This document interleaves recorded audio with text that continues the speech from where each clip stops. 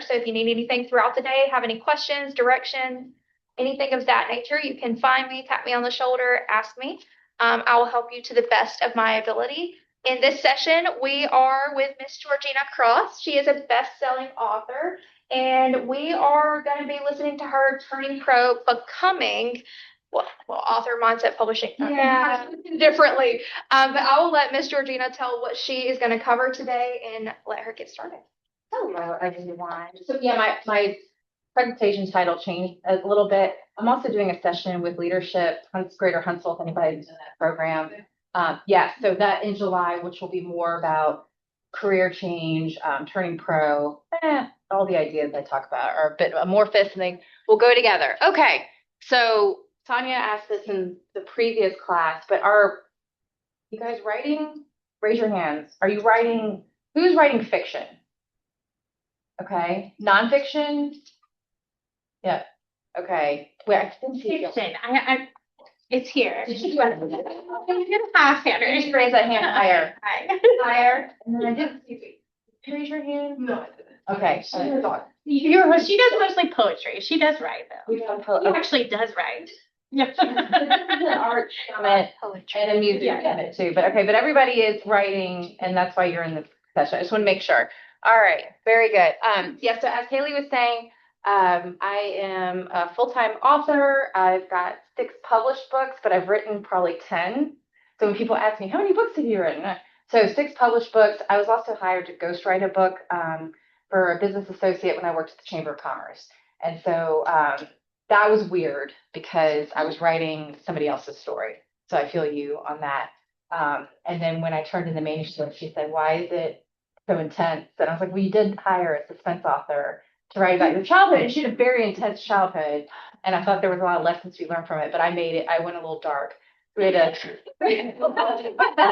that's what I do. And that's the beauty of editing, guys, because then we revised it and we changed it, and that was great. Okay. Let's go with this. Writing purpose. Why do you want to write? I'm going to pick on you. What? What is your name? Elise. Elise, nice to meet you. Why do you want to write?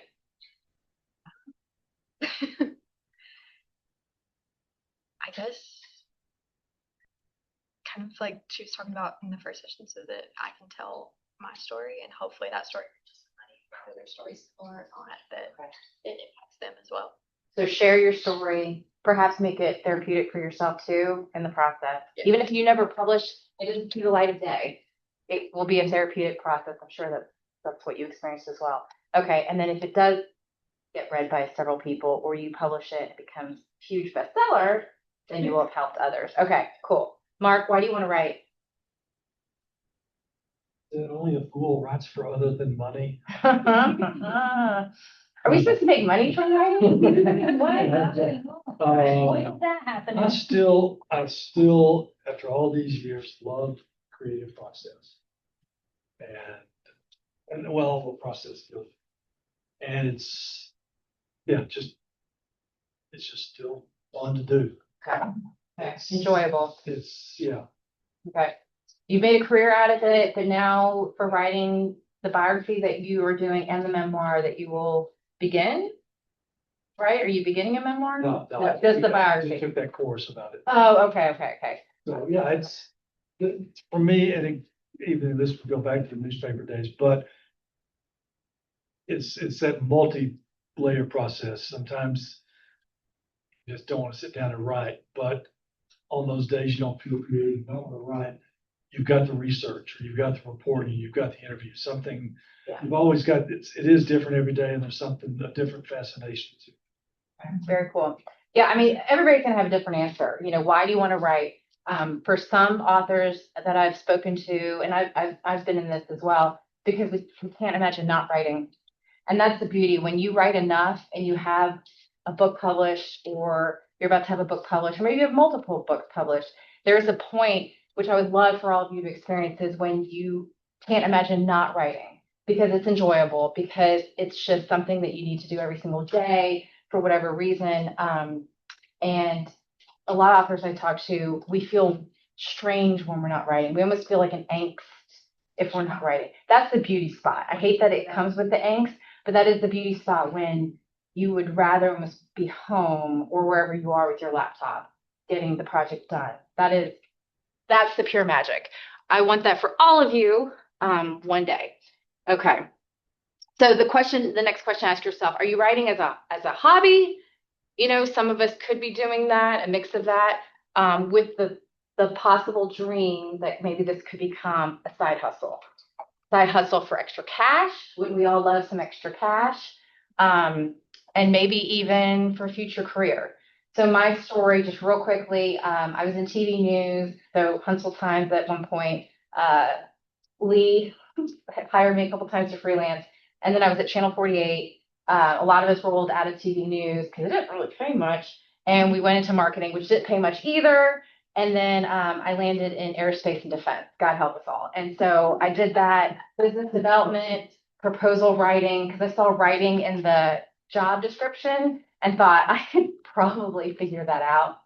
If I would have known what I was about to do for the next 10 years, I don't think I would have applied because I don't think I believed I had the skill set, but they taught us.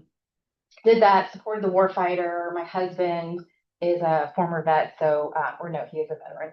And so I believe in what they do, but personally for me, I just could not see myself continuing in this career forever and ever. So I told myself at age 40, by God, I'm going to write a book. And that was the goal. And I missed it by 1 year. No big deal. I still finished it. So I was working full time Monday through Friday, had 2 kids, single momming it. And then every Saturday and every Sunday, I wrote my book. Every single Saturday and every single Sunday. Okay. It was hard, but I got it done in about 2 years. And then I was working at the Chamber of Commerce, and a year and a half into the job there, I sold 2 books, and I had written another one in my spare time, which was my weekend. And because the kids at this point could at least feed themselves and figure out themselves and don't come to me unless you're literally bleeding and need assistance. And so I protected my time on the weekends. Went to my boss at Chamber of Commerce, said, hey, you know that writing thing I've been doing? And she said, I thought it was a hobby. Because it kind of was until I could sell the books, right? Or could have self-published it.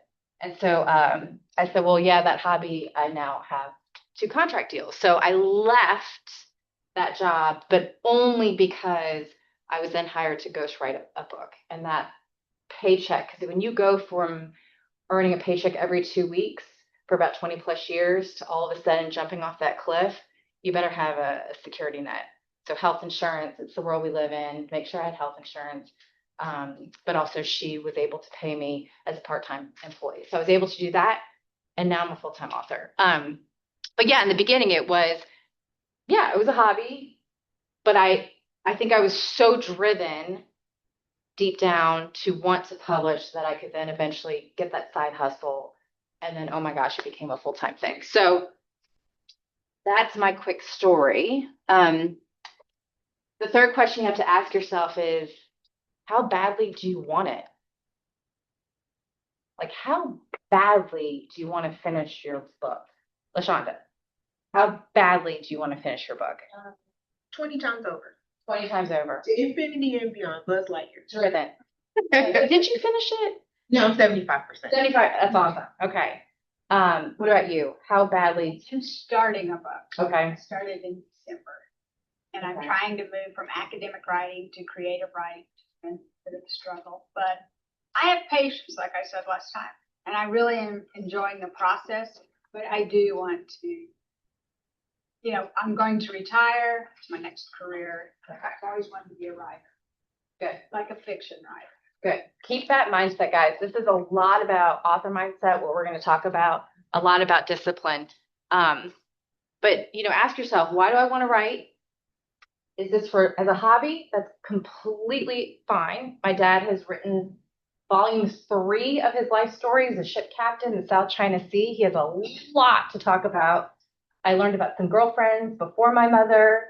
That was super not fun. And then, but we laughed about it. And we had it self-published. He's got his own ISBNs for every single book, and no one's going to read it outside of the family. But he is an author, and he gets to say to people, I was a ship captain for, however many years, and now he's an author. I think that's amazing. And I think it was also therapeutic for him to get it out. That's memoir. For those of us writing fiction, we just had that creative bug. We want to finish the process, but deep down, maybe we're thinking, could it bring in some extra cash on the side of our current day jobs? Or can we eventually maybe leave that full-time job? That's a question you need to ask yourself. And how badly do you want it? For me, it was willing to work every Saturday and every Sunday for 2 straight years. And unfortunately, because I created a habit of that, when I became a full-time author, I still work 7 days a week. It's a bit disgusting. And I don't advise that for most people. But when I'm in a project flow, I can't take a break. And I don't know how memoir writers, that might be a little bit different. Actually, that's not true. Because when I was ghostwriting her book, I couldn't take a break. But when I'm in project flow, I really need to go every single day. But guess what? That gets words on a page and it gets the book finished, right? So how badly do you want it? Are you willing to work and put in the hours? So the concept of turning pro, I'll probably do more of this in my leadership session in July. It's a completely different group, but I think they are selling tickets, or you can reserve a seat. And so it's Leadership Greater Huntsville, but it's the whole concept of turning pro. And there's a book by Cal Newport called Turning Pro that I love. But for me, it was that mind shift of, when am I going to take the writing that I'm doing now as this hobby, as my former boss thought I was doing, wanting to be a side hustle, turning into a full-time career. And so it was that concept of turning pro, not being a hobbyist perchance, but actually being an author, because I wanted so badly to get out of aerospace and defense. I wanted so badly to get out of that 8 to 5, 8 to 6 gig. And I wanted to write full time. And so it's that mind shift of, what am I going to do and what are you going to do in order to get that manuscript finished and then potentially become maybe a full-time author. Okay. Dedication and discipline. Sonia, you mentioned this a little bit in your session before this, but it's as easy and as difficult as butt and seat. I've gone to lots of author writing conferences, button chair, standing, somebody was like, but I write okay, whatever, standing, whatever you do. If you're at a desk, if you're writing in your recliner. Sarah Crouch did a session last year when she came to the summit. She's a local author, big time bestseller. She writes in like the edges of the day. She's got 2 very small kids. So it's whenever the kids are napping, she's in a chair. Maybe she's on the couch. Maybe she's on the floor with them, but she's pounding out like a couple of paragraphs. For me, I need to sit and have like a dedicated 6 to 7 hours. That's just how my brain works, which means I turn off my phone or I put it in the other room. I don't check internet. I know authors who have like a really basic word processor. So there is no chance for them to check social media. I keep pointing at you for social media. We have that. But it is butt in seat. Put in the hours. It is as simple, but as difficult as that. Mm-hmm. Every Saturday and every Sunday, David and I were not married yet. We were just dating. He said, do you think we might see each other for dinner tonight? I said, I don't know. I honestly don't know. I love you, but I'm writing. And that's how important it was to me. Make the decision of like what you want and how you want to discipline your life to get the work done. Okay. Put in the hours. This sounds like tough love. And it kind of, yes, Lord have mercy. I need it. The reason I even started the word writing group, so I've got some ladies here, part of it. Mark, I think, is going to start joining us, which is awesome. Sonia's been a bunch of times. The word writing group, it's a group that I lead. It's the second Tuesday of every month. You guys are invited to come. It's free.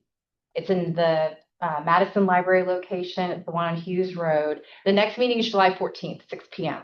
The reason I started the word, because honestly, I was like, okay, well, now I'm working my butt off, which means I'm home all the time.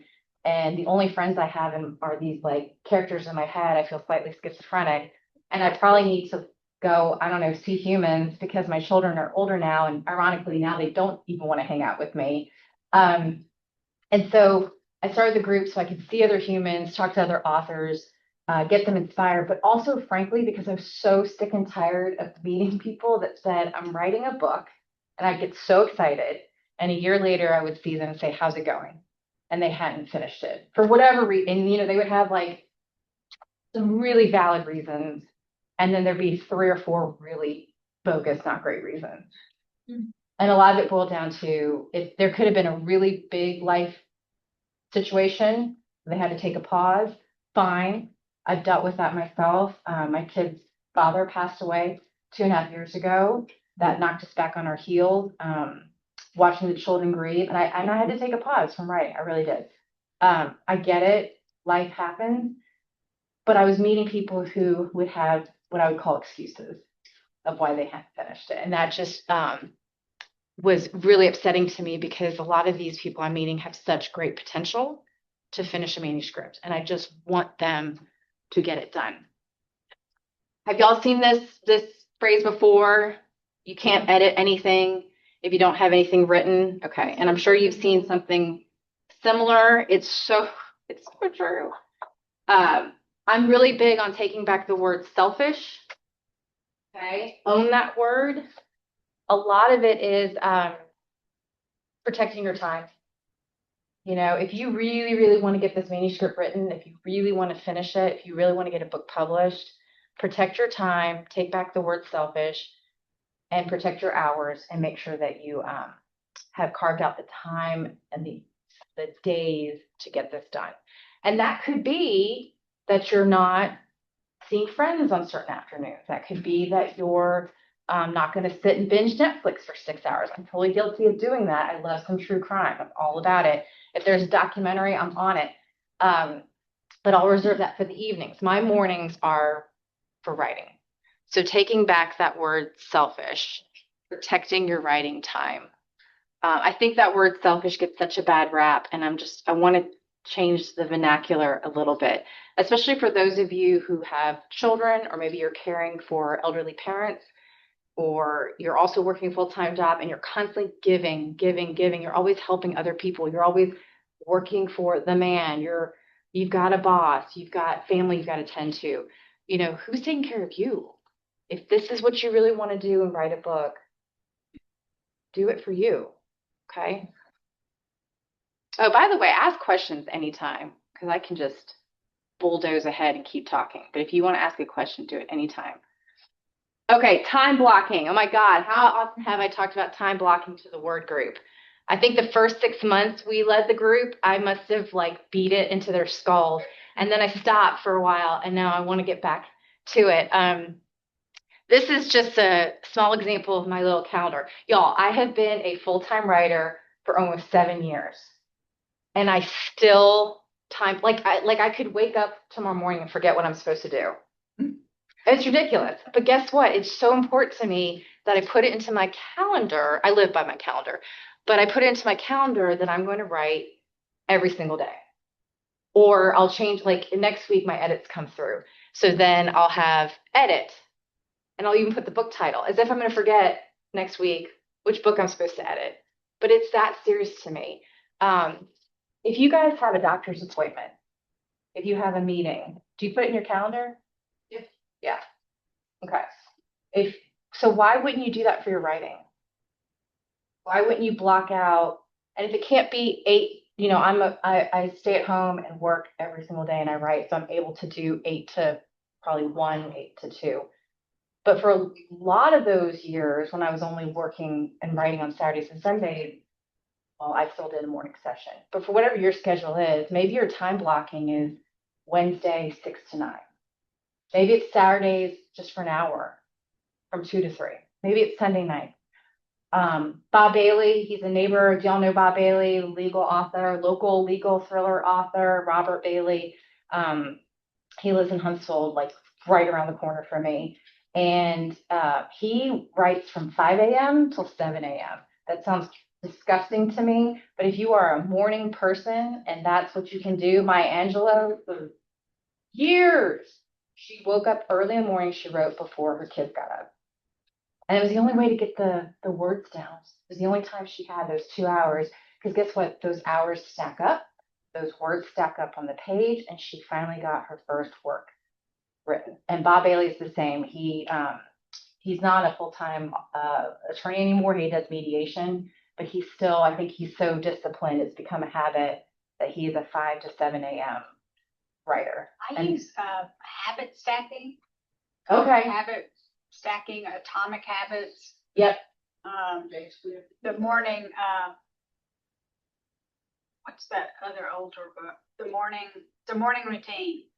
So it's, like you just develop these habits, and writing becomes one of those habits. Yep. In fact, the book said, maybe you're wanting to start a book. Add that to, so, you have quiet, visualization, affirmation, write, read, exercise. Yep. And it doesn't matter how long you do those things. And I did it solid for 4 months. I have initial enthusiasm problem. And no, I think everybody has that. Everybody Right. starts off a project. I've got it. So now I'm down to, I get that. I am really working on getting the 20 minutes, but am I exercising? No. But I do have my quiet time, meditation stuff. But Just very important. Again, if you are immediately scheduling after other you- parts of your life, make sure you try to schedule your writing time. Put it into your calendar. Stick with it.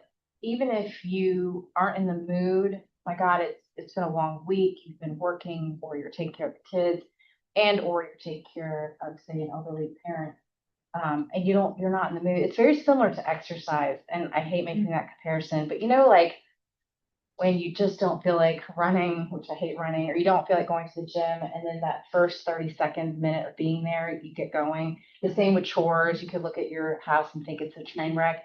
And once you start, there's like this build of momentum.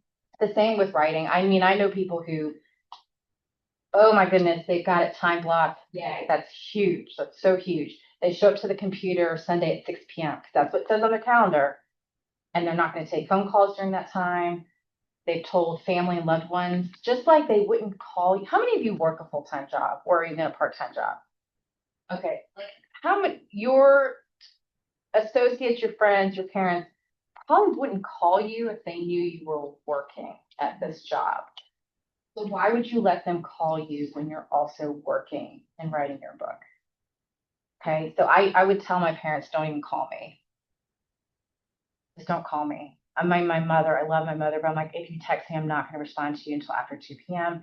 So it's got to be an emergency. I mean, you just got to create some barriers around your life, make it happen. So yeah, so time blocking. Yes, sir. Within that time block, and maybe I'm going to jump on anything you're going to talk about later. Do you block out? I've heard people do this. The last 15 minutes of that time block is all setting things up for the next day's time block. Oh, yeah. I mean, yes, I know. Okay, so I know some authors who, when they get to their 6 o'clock writing session or the 3 o'clock p.m. session, it's a lot just sitting there and visualizing the writing and then maybe even reading their previous few pages to get themselves going. And then I know some authors, me in particular, I like to end my writing session with an idea of how my next chapter is going to be. And then I'll start maybe thinking about that too. But I outline. So for nonfiction, this is also important, but for fiction writing, I think it's imperative. If you don't outline, your editor, eventually whoever you hire to be your editor, or you get a publishing deal and the editor that's assigned to you, save yourself some grief because they will make some serious changes in your book if they can tell that you just sort of waffled all over the damn place. So because I outline, and when I say outline, it's just bullet points, it's real basic outline, but I have a sense of where the next chapter is going to be so I can like prepare for that. Does that answer your question? Okay. Did you plan out how many chapters there will be? It's not set, but yeah. The general outline of this is where the story arc is going. I can't remember if I put this in my slides or not. It might be in my other presentation. Oh, it's in my other presentation. So good question. So I just use Microsoft Word. I know a lot of authors who pay for Scrivener, and I think for fantasy authors and historical fiction, it can be super helpful because in Scrivener, it's a lot easier to like move and shift stuff around. I have a little shortcut in Word, and what I do is I open up my view pane so that left side of my manuscript is always open, and I put chapter 1 as a heading, and then and then right below chapter 1, I'll put you know, Cal can't find the girl, whatever. And that'll be subheading 2. And then my bullet points are subheading 3. And so my bullet points are going to say, this is what I see happening in that chapter. And they're not even complete sentences. And then I'll move on to the next chapter and the next chapter. And I build it out with blank spaces, obviously, for the text. And it could end up being like 40 something chapters, but is that going to be the final? Of course not, because it's going to eventually get edited to death, if not by me, by my actual editor. But what helps me is as I'm writing my manuscripts, in order to remember what in the hell I planned and what's coming in the next few chapters, I can easily see in that left pane view. Does that make sense to y'all what I'm talking about? Go ahead and plan out the whole book that way with bullet points. Yep. Yes, Okay. ma'am. So that you stay on track. Yeah. I know y'all know the terms pantsing, plotting, and pantsing. Okay. And a lot of British authors I've dealt with, they don't like pantsing because that means underwear. Pants is underwear. So they say discovery writing, which I think is a much more beautiful way to describe people who literally just write by the seat of their pants. They're just figuring it out as they go. If you're capable of doing that, that's great. But I'm telling you, it's helpful to have some sort of outline. Like when you're driving in a car, some days you might just go for a drive, but essentially you have a destination in mind. You know where you're going and you have an idea of this interstate, then this turn, then this turn. Eventually you get to your destination. It's very similar to writing.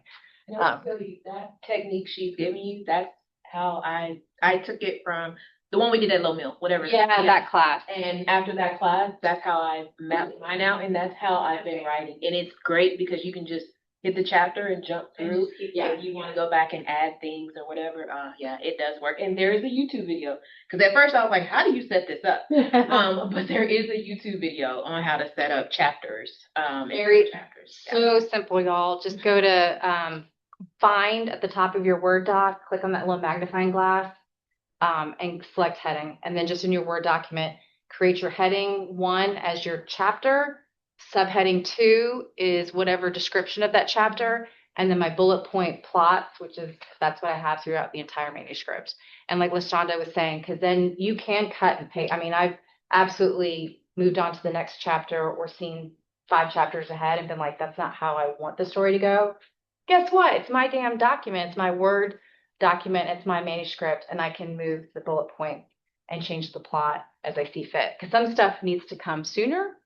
And then somebody needs to die because I write suspense. They might need to die later. So I will move that further down as I go along. So A couple more minutes. yeah, he gets to live for like 1 more night or maybe just 10 more minutes and then he's done. Uh-oh.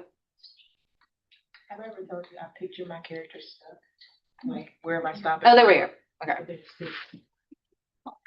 We kind of went over this already. Do you have the time to commit to your writing schedule? That's a personal decision, based on what your current life is like.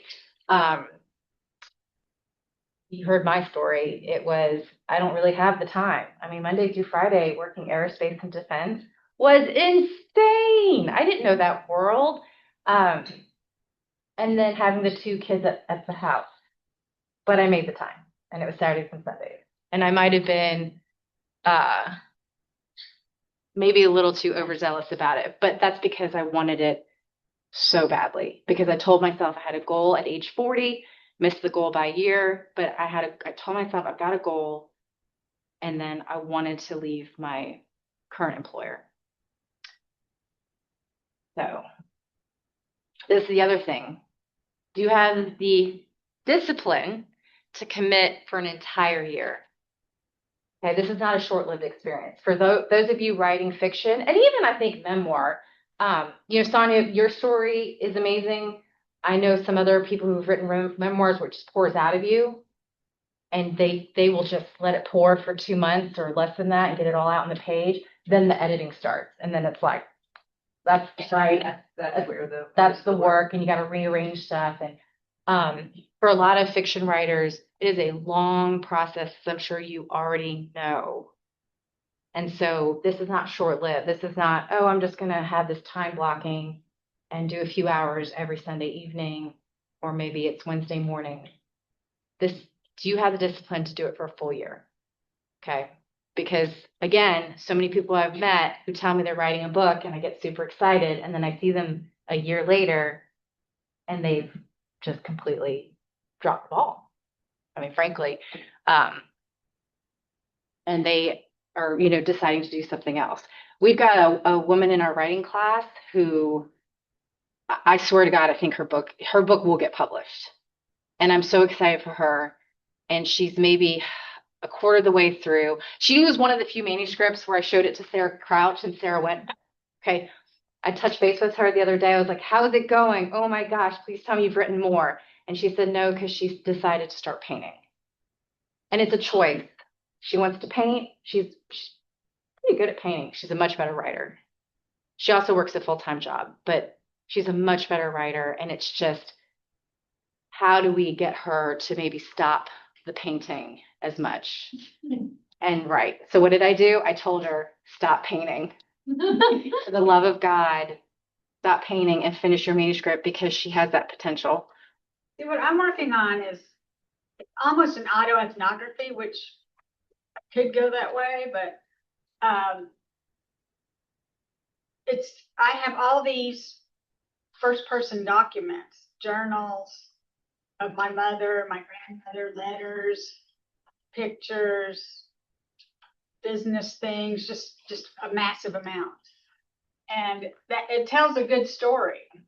And so I thought about trying to tell their story in the time of when they lived. Mm-hmm. But that's because I just want to do the research and avoid the writing. Mm-hmm. I think. What have I told y'all in the word group before? A lot of research at the end of the day could be procrastination. Okay. So just be real careful about that. I love research, I would love research too, Right. but at the end of the day, if you want the manuscript written, there's a point where you're going to have to put that aside and start. I'm writing vignettes and I'm writing Okay, good. pieces, lots of pieces of things. Okay. I don't even know how to put it into chapters yet, or I have a title and a cover page. Okay. So you need to sit down. You need to set aside a whole afternoon. Maybe Saturday. Maybe That's why I'm excited. I feel like I'm preparing to getting things ready, and then when I retire, but maybe I should just try to start it now. I don't know. Yeah. I mean, what's that other phrase? You're never prepared to have a baby. No one's ever prepared to have a baby. The baby comes and holy hell, you're in it. Yeah. Okay. So if you tell yourself, I'll be ready next year. You tell yourself, I'll be ready when I retire. It's another form of procrastinating. You're just putting it off. You read Bird by Bird? Yeah, by Anne Lamott. Yeah. So I'm reading that. Yeah. Do y'all know that book, Bird by Bird? I just checked it out yesterday. Okay. It's Anne Lamott, and the whole concept is you just take it one bite at a time. The Bird by Bird's from her little brother, something he said when he was little.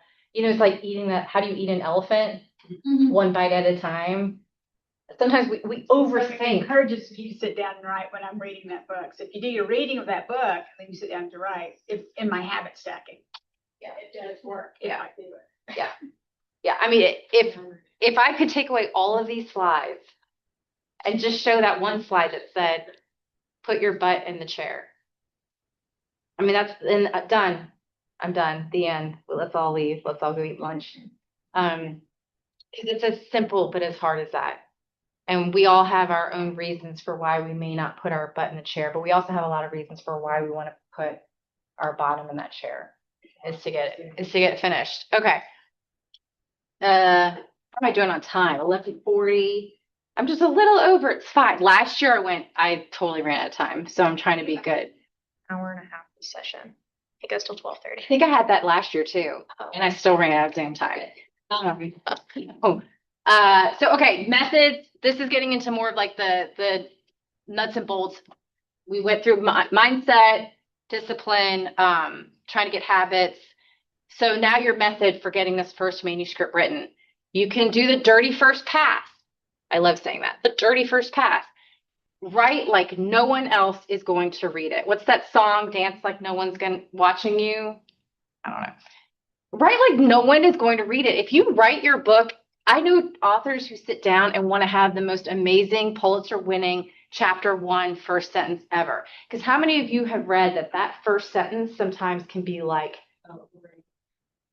The first page is everything. yes, and it is true, but that's when you finally edited it. And that could be 6 months from now, and you've looked at it 8 or 9 times, and you may have written 3 different full drafts, and you've had beta readers, and then you've hired an editor, or like I said, you get a publishing deal and you have an editor. Eventually, yes, that first chapter needs to be solid, and more importantly, that first page. Because what I've told the word group before too is, and I do this, a lot of us will pick up that, I don't know how many of you pick up a book because of its cover. The cover should look amazing, but hopefully you get like a good artist to come up with your cover. And I hate that because it's like you've spent 2-3 years working on something and it can be judged by an artist's rendition. That's the way the world works if you want to be in the book publishing industry. But how many of you picked up a book, opened it up, read the first maybe paragraph, and if it doesn't hook you right away, you're done. You put it aside. You've lost that reader, you've lost a potential sale. Same with when an editor or an agent is maybe shopping but they're looking at your book to buy it. If that first sentence and that first paragraph doesn't hook them. But when you're beginning, and we're talking about just the dirty first pass, don't belabor yourself, because then what I see is authors are in that paralysis mode where you want it to be so amazing the first draft. Wouldn't it be amazing? I've written 6 books. No, that's a lie. I've written 10 books, 6 published. The one I'm working on now, I'm like, my God, if I could just write the first draft and it's done. And my agent's like, genius.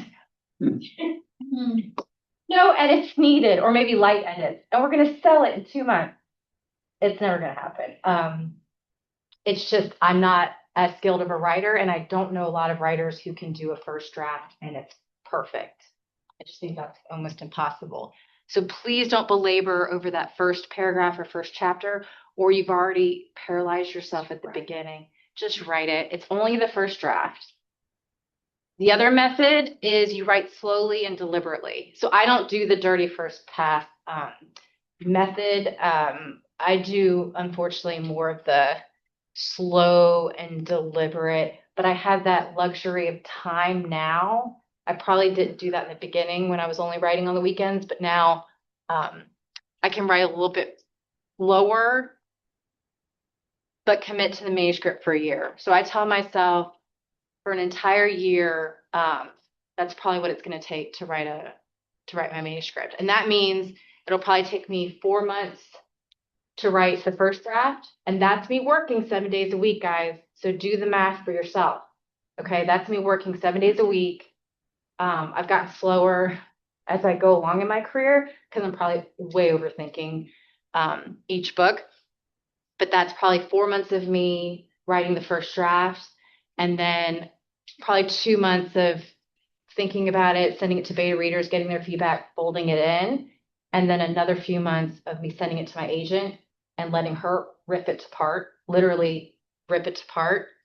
And that's a whole other talk for another session of building up that thick skin, because your agent loves you and they have taken you on as a client, and they will sometimes be the most brutally blunt, honest. But guess what? It's their job, because they don't make a penny until they sell your book.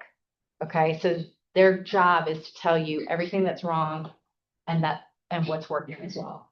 And that's a few months of that process, and then a few months of because I'm with a publisher, and then the last few months is with my editor.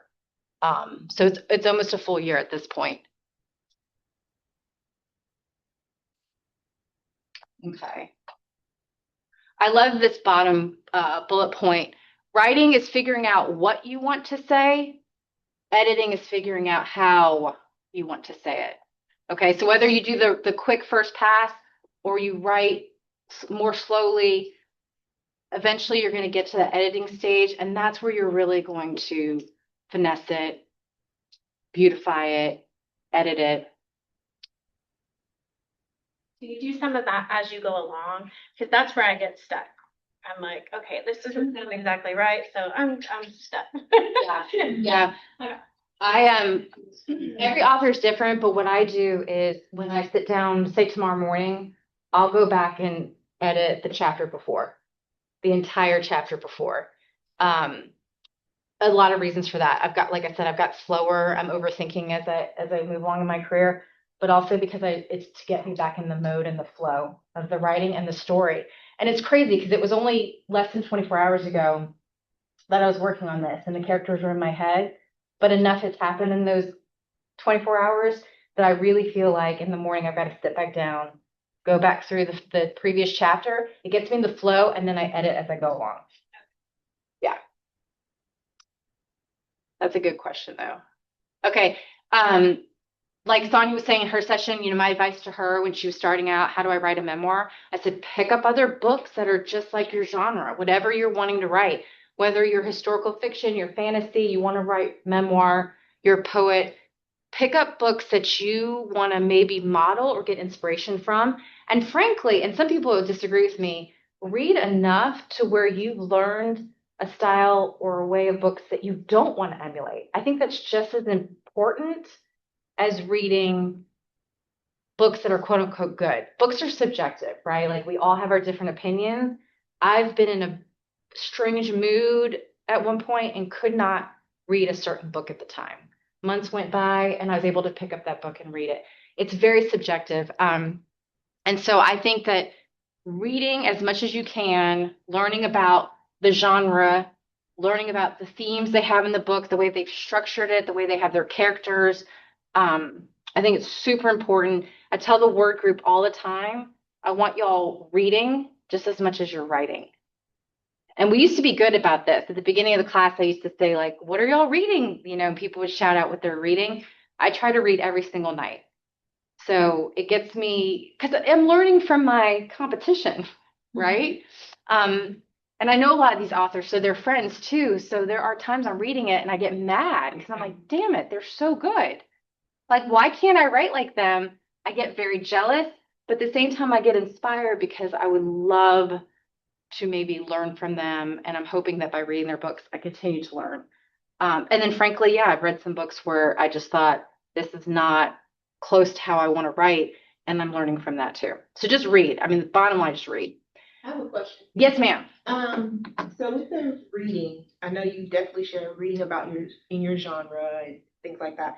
How much do you read, writer help books? Like for example, Reading what book? books that help writers. Oh, okay. Yeah. Like there's the emotional thesaurus or things like that. How often do you dig into kind of some of those, like Save the Cat, Writes a Novel, Got it. In the beginning of writing, which I'm sure a lot of you are probably in that mode, you want to read and buy every single author's self-help book out there. Like I saw you guys already writing down Bird by Bird, Turning Pro. It's Stephen Pressfield. I said Cal Newport. Yeah, because I was thinking Cal work. Yeah, Cal Newport wrote Deep Work, which is also another great book because that's very much about author mindset, discipline, deep work, taking a project and being able to sink into a project for 4 months or 6 months or a year. No, Stephen Pressfield, sorry, Turning Pro. In the beginning, I was reading all of it, and guess what? I learned from it, and then I thought, this is another form of procrastination. That is me. I will own it. I don't know how I bought like 4 books in the last week. So in the author world, we are like a self-help, self-fulfilling ecosystem where we are constantly buying each other's work.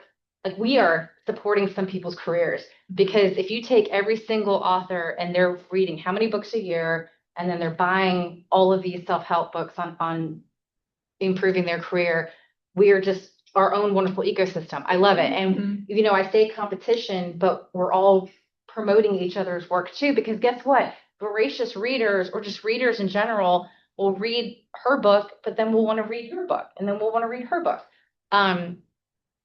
So just be careful. Yes, in the beginning of your career, you're going to want to learn as much, read as much. And some of those books are amazing. They really are. At some point, you're going to have to put them down and you need to get your butt in the chair and actually write your own damn book. But I will say once a year, I will pick up Beautiful Magic by Elizabeth Gilbert and flip through her really pretty pages. It's a bit woo, but there's some stuff in there that I'm like, oh, this is why I'm writing. It's like a good reminder. Oh, this is why I enjoy the writing. Stephen King, he's on writing. If anybody's read Stephen King's book, it's half memoir about him and his little brother. They were like entrepreneurs. They were selling books and printing them when they were 8, 9, 10 years old. Like they had their own magazine or whatever. And then Stephen King became the prolific author that we know him to be. So first half of the book is more memoir structured. Second half of the book is his tips on writing. And one of the biggest tips he has is take out every adverb. You don't need them. And I listen to that all the time. I write, and then when I go back and edit, it's how I want to say it. So then I pay more attention. I get rid of a lot of adverbs and clunky words that are just taking up too much space. I've been doing master class since December, and I've done Amy Tan and Joyce, the short story writer. Joyce Carol Oates. Yeah. Uh-huh. And then Rush. Okay. Midnight's Children, And so I learn a lot by listening to them, and then they have like writing exercises for you. But I definitely want to be Amy Tan writer. Oh, wouldn't we all? My God, Bonesetter's Daughter. Right. And see, Toilet Club. she is literally, she uses pictures and stories from her family. And take those classes, but be mindful of your budget too. That's the other thing I try to sell. Okay, good. I try to tell people, just, becoming an author it's not a really super expensive endeavor, but it can if you buy every book imaginable. And that's why we go to the library and we check out books and the Libby app, and you can download free books, and it's amazing. Borrow books from folks. So there's different ways. Okay. Nuts and bolts for editing. I put this as my first bullet. It seems so basic, but I was shocked to find out that people don't do this. How many of you save your file with the date and even maybe version 2? Or goodbye, I think RF. You do, okay. Stay with the date, no version. Okay, like say I do version 2 if in the morning I wrote, today, what's today, the 25th. So I'll put, this file as of June 6/25/26. But say an hour later, I've gone back. I don't want to necessarily overwrite that file, so I'll put version 2. Enough of you who've worked in corporate America have seen the blue screen of death, right? Like we're traumatized, we have PTSD from that, or your hard drive crashes. So I don't just save it to my hard drive. I also save it to, I email it to myself every single day, my version. And again, if an hour later I went back and did some other work, version 2 gets emailed to me with that date. And I then save it to Google Drive. I'm neurotic. But here's the thing. Can you imagine working on something for 6 to 7 hours, or even say 2 hours that you've like preciously carved out of your day because you've been doing so much other stuff? Because you've got your full-time job or your part-time job, or you're taking care of the house and the kids and the family, blah, blah. And you lose those 2 hours. It's awful. So please don't do that. So I'm neurotic. I save it everywhere I can. Like write. I'm sorry? Like write in a big journal. That's how I do my writing. Oh, you handwrite. I handwrite. Ooh. And I one day where like something happens and I'm terrified. It hasn't happened yet. I'm terrified for that day. That scares me. But to death. yeah. What if you just? And because this is like, You I don't know. long right. I guess Amy Tan was my first, and then I went to that Rivendell writing retreat. And everybody was in a journal Okay. and big. But you're not converting it to digital? I'm not ready yet. I'm not ready. I converted at some point, but I like a physical journal. One day I'm going to drop it in water. It's going to catch on fire. Something's going to happen. Yeah, I hope that doesn't happen, but that does scare me to death. Save it on your phone, please. Yeah, at least take pictures of each page and maybe just email them to yourself. Don't just save it to your photo album on your phone, because what if it doesn't copy to the cloud? I guess it's time for me to start Okay. taking the best of it out and putting it into. Hey, there's AI now. Well, I don't know if I trust it, but technically if you take the picture and tell it to pull the words out, it can. Yeah. Do the typing because I'll remember it. Oh, yeah. Yeah. This is my Journal. Oh. Wave a Kawasaga. Uh, I mean, what I'm hearing is I just love the fact that y'all are writing and working on something. That's the part or step one. But yes, eventually I would prefer if you guys could somehow save it, email it to yourself, or start typing and saving the doc. Because what's great is when you go and edit, guys, it's so much easier to edit when it's in some sort of Word doc. Okay. Georgina? Yes, sir. Before you move on saving, I suggest using autosave Uh-huh. in a word processor because it'll save every 10, 15, you can set it every Yeah. 10, 15 minutes. Yeah. That way, if your computer locks up, you don't have to go back to yesterday's. Yeah. Yeah. I have mine set up to autosave too, and I still saved. Yeah, you still do. I've seen the blue screen of death in my regular corporate life, and it was god awful.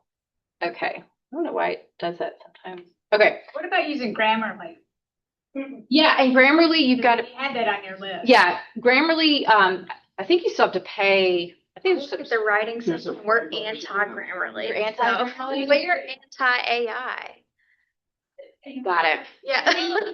If you don't want to touch AI, ellipsis is what I use, because it was like, we don't touch AI. So the only issue is a lot of grammar processors are based in AI, even the very like basic ones.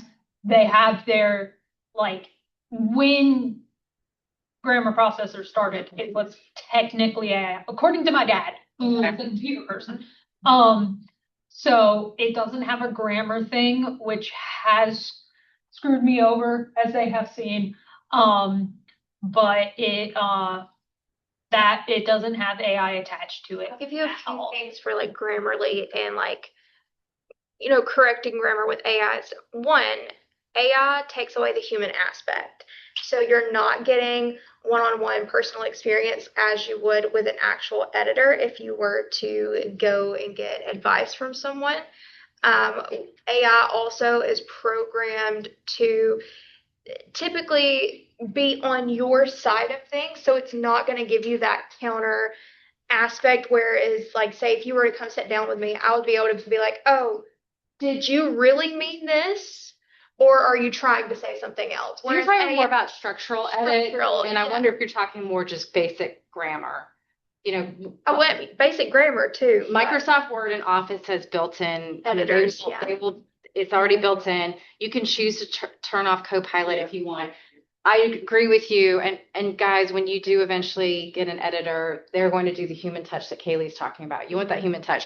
But for basic grammar and the sentence structure, there's definitely different programs you can use. Pro Writing Aid, I put a $sign there because you have to pay for it. Just know what your budget is. And Grammarly, I think. Using AI, I could be crazy. I'm just They anti-AI. probably are. That's just a personal thing. It defeats the purpose of my job. So Yeah. Okay, so then Make me know for can of worms. So then moving, no, we could have a whole other separate discussion about AI, but yeah. I'm not gonna have the. it is. It's very big right now. So, moving into deepening your writing. So character development, once you've got this manuscript and you're flowing and you're writing, really be thinking about your characters. A lot of readers will say that they came for the story, the hook, but they loved the book because of the characters. Right? Like how many of you can think of books that you probably love? And yeah, the storyline was pretty impactful, but there was something about the character. It can even be the villain in the story that really just sticks out to you. So really work on your characters. They can be who readers are rooting for, but also have characters that are flawed and human, just like us. Okay, make sure your characters build in either some weird habit they have, some strange tick. There's just something that they do all the time. I don't know why this is coming to mind, but this is such a stupid example. But Brad Pitt in all the Ocean's 11 movies, he's eating in every scene. Like that's just his thing. And so I just always remember, I'm like, he's just the dude that's always eating in every single conversation. That was like his shtick. It's a really dumb example, but you get the point. of coming up with characters that readers will remember, that they're going to root for whatever reason, probably because they're in a challenging situation. Readers come for the hook and they stay for the story, the writing, the characters. Show, don't tell. I'm sure a lot of you have seen this quote by Anton Chekhov. Have y'all seen it? Don't tell me the moon is shining. Show me the glint of light on broken glass. God, that's beautiful. Okay, this is a basic example. Michael was terribly afraid of the dark. There's nothing wrong with that sentence. You read it and you're like, Michael was afraid of the dark. Pretty succinct, pretty simple. That's telling. How much better is it in the second example? As his mother switched off the light, Michael tensed. He huddled under the covers and gripped the sheets, holding his breath as the wind brushed past the curtain. That's good writing. There's nothing wrong with Michael was terribly afraid of the dark, but it's pretty boring also. So just be thinking about that. And that does not need to come with the first draft, guys. Okay? In your first draft, you can write, he was afraid of the dark. It's that editing bit where you can start to really improve your sentences. Because by the about using too many cliches, like I write something, I'm like, well, that's a cliche. How can I say it differently? I can't think of the, just because. Get rid of cliches. Supposed to, like, avoid cliches. Your editor will get rid of them for you. They will. They will tell you to get rid of them. And the adverb, not one too. Yep, get rid of adverbs, according to Stephen King. And make sure you don't repeat, like it could be unique to you. I tend to use electricity at like a shock, kind of went through his body, like as something like that. I tend to use that very frequently. So be aware of your own metaphors and simile and all that stuff that you like have, that's not as cliche, but you repeatedly use. Yeah, like To Roy Clark that I recommended you, one of his tips was avoid cliches like the plague. yeah, Yeah. like the plague. I mean, I know authors, and I've done this periodically, where again, go to your find at the top of your Word document and type in a certain word like blinked, because I'm sure you don't realize how many times you wrote that your character blinked. We constantly blink. We're doing it constantly, but yet we love to write, he blinked, as a way to say there was a pause, or he had to think about what he was going to say in response. If you do the find function, it'll tell you how many times you've written the word blinked. I also tend to curse a lot in my manuscript, so I had an editor. She actually counted up how many curse words I had and F-bombs I had in there, and I'm like, but this is how my character talks.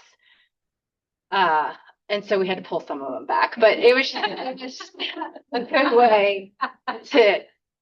Okay, if your outline sounds like a recipe, first this happens, then this happens. You're not building tension, you're baking beige. I love that.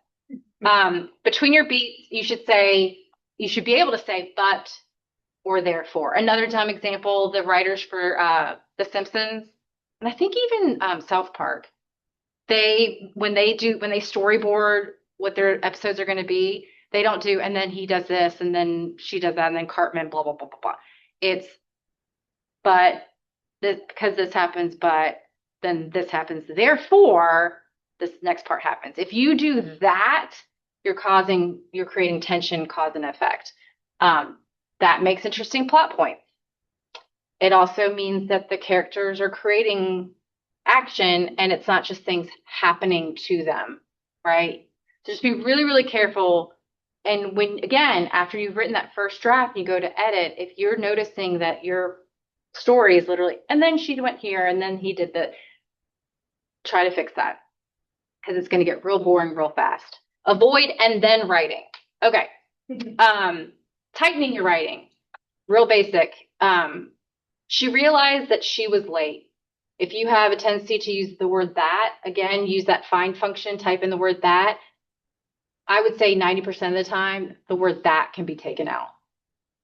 It's amazing how much tighter your writing is with she realized she was late. So much better. Instead of suddenly the door burst open, slamming into the wall.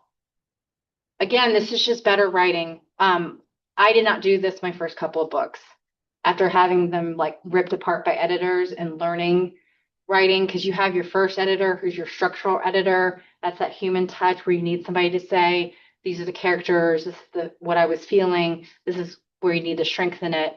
Then comes in like 6 or 7 more editors, and they will go through the nitty-gritty of grammar and structure. And this is where I learned a lot of that stuff.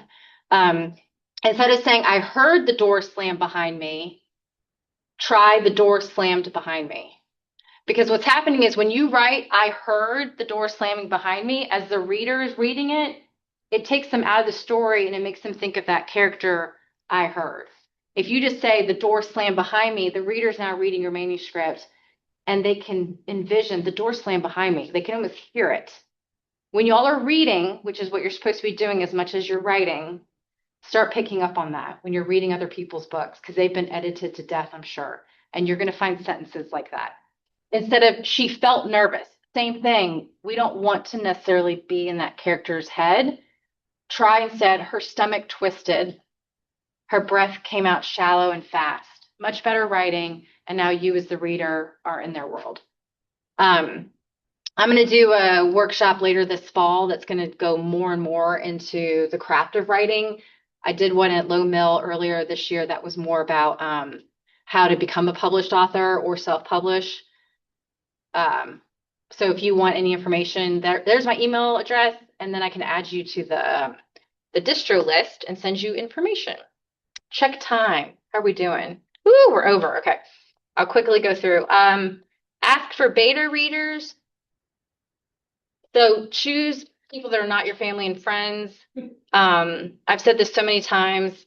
Your mom, your dad, they're probably going to just tell you they love it. You need someone who can give you real constructive feedback. So whether you find them through writing groups, maybe you have to hire someone. There's a lot of freelance editors or people who can review your book. Edit the book again. So again, you've written the manuscript, you've gone through it yourself and edited it to improve the writing, to tell the story the way you want to tell it. You've had some feedback from some beta readers, then go back through and edit the book again.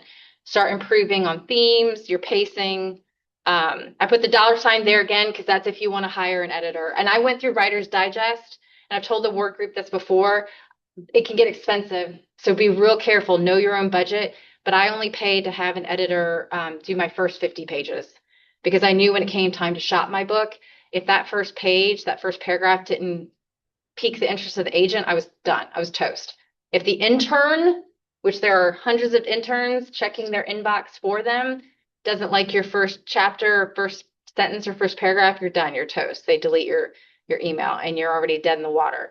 So I thought at a minimum, if I get my first 50 pages to be pretty decent, and you're paying by the page or you're paying by the word. Actually, I think they make you pay. It's paid by the word now.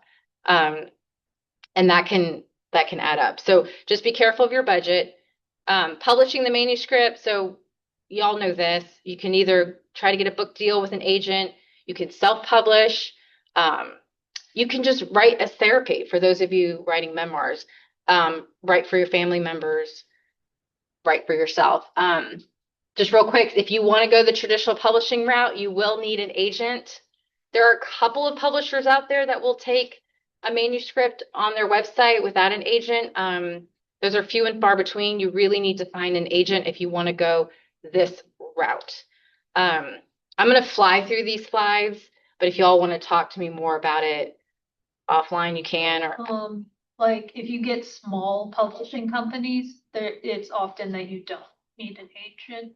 If you don't need an agent? Yeah, I've seen a lot of smaller publishing companies like on their social media be like, hey, just send it. Okay. That's good to know. Okay. So when you are with a traditional publisher, they will pay you in advance. So that's the money that you get up front.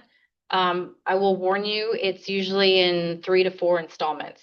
So for those of you who are used to getting a paycheck every 2 weeks, which is what I was used to for a lot of years, all of a sudden now I'm getting paid every 4 months, and my other publisher pays me twice a year. So you gotta be real diligent with how you budget your expenses, and how you basically discipline your life. I call it feast and famine. All of a sudden, I get a nice pay bump right after Christmas sales, and then it could be crickets the rest of the year. Or all of a sudden, because I have foreign rights, all of a sudden, like my Polish rights will have gone through the roof. And I'm so excited that my books are doing well in Poland. And next year it's crickets in Poland. So you just can't count on the money.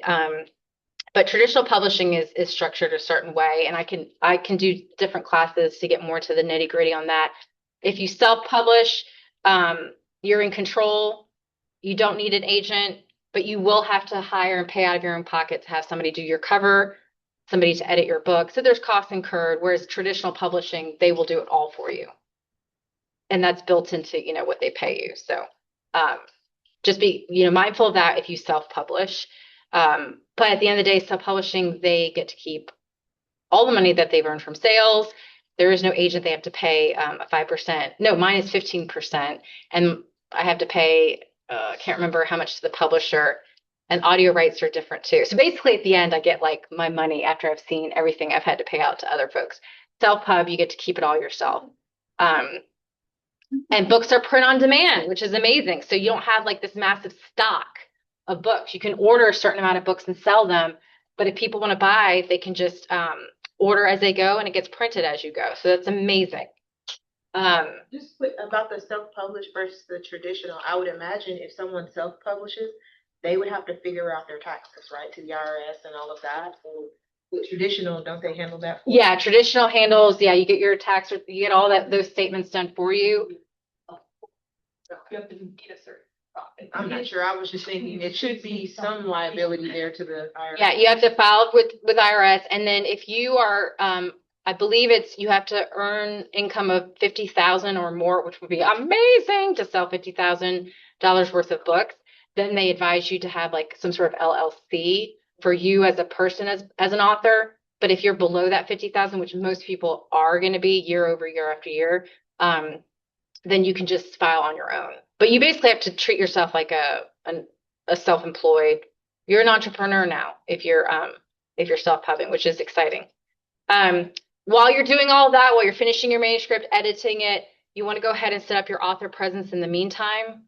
It's not a huge thing. I don't fixate on it too much. I just think at a bare minimum, because when you start to sell or try to shop your book to an agent, they probably will go and look at your social media just to see at a bare minimum you've got something set up for your author page.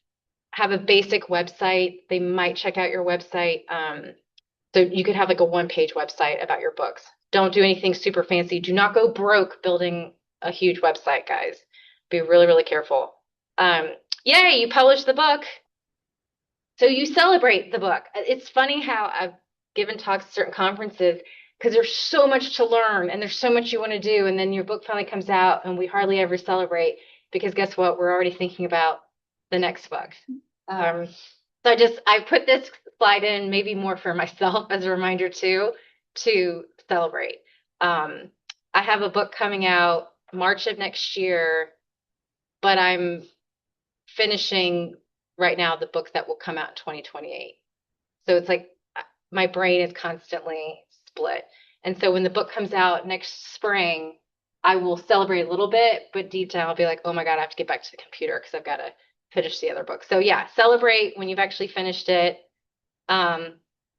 Enjoy being a published author and then literally go write your next book. Some of you, you have the one project and you're done, but I think for several of you, you probably want to write a second book, maybe even a third one. And that's part of deciding if you want to be that full-time author. Questions? Did I do it? 6 minutes to spare. Woo! Okay. Woo! All right. Questions. I flew through a lot of those last slides, but yes, ma'am. Can you give more information on the work group? Yes. So the word writing groups, we meet the second Tuesday of every month at 6 p.m. The next meeting is July 14th. It's at the Madison Library location. It's the one on Hughes Road. And it's free. Go ahead and email me Did y'all get my email address on that other side? No, could you? Yeah, so my email address is Georgina, let me see if I get it. Georgina Cross Author at gmail.com. There it is up on that slide. If you go ahead and shoot me an email, I'll go ahead and add you to our distribution list. There are probably 130 people on this list. In some form or fashion, they have come to one meeting for whatever reason, didn't come back, but they're on the periphery of, I'd like to eventually write a book. I'm still thinking about it. So